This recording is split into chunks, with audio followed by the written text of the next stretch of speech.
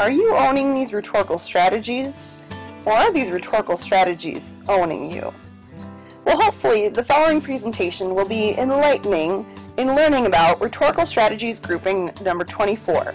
That is, parallelism, isocolon, cumulative/loose sentences, periodic sentences, and balanced sentences.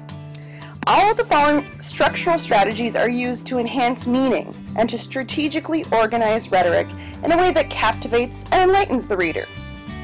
The first term we're going to look at is parallelism. You learned about parallel structure last year in 10th grade. We've talked about it a little bit this year, but we're going to talk specifically about how is it used in literature and to what effect. Well, according to grammarabout.com, parallelism is two or more words or phrases or clauses that are similar in length and grammatical form. So in other words, it's when words, phrases, and clauses that are grouped together in meaning, they follow the same grammatical form.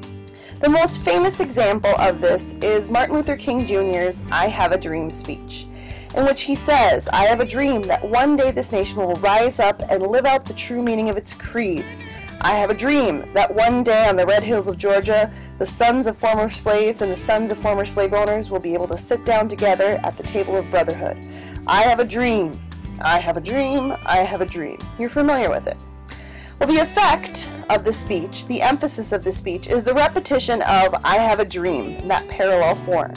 By emphasizing King's dream, the audience is able to realize the sad truth that at this current moment in history, King's words are just a dream. However, as a movement, civil rights is on the cusp of creating great change, and someday, hopefully soon, King's dream will become reality. Another example is from Abraham Lincoln and his Gettysburg Address, when he says, "And that government of the people, by the people, for the people, shall not perish from the earth." The parallel form is seen when Lincoln states, "of the people, by the people, for the people," in which the common thread is the word people. Lincoln's strong rhetoric not only increases his ethos by connecting with his audience, the general public, all of Americans, but it also highlights the democratic ideals that he is intending to uphold. The second term is isocolon. Isocolon, as defined by grammarabout.com, is a rhetorical term for a succession of clauses or sentences of approximately equal length and corresponding structure. In other words, it's when a sentence has components of equal length and grammatical structure. A relatively famous example, not literary, is from Timex when they were selling their watches. Their famous slogan was, "It takes a lickin', but it keeps on tickin'." In advertising, isocolon creates a compact yet memorable marketing tool. So this is very quick, it's witty, it rhymes, it's easy for people to remember, which is what marketing people want for their company. Also in this case, but not in all instances of isocolon, the parallel form allowed for a clever rhyme, resulting in a little bit of a pun. Another example of isocolon is from Winston Churchill, when he says, "We will fight them on the beaches, we will fight them in the streets." And this is from his famous On the Beaches speech.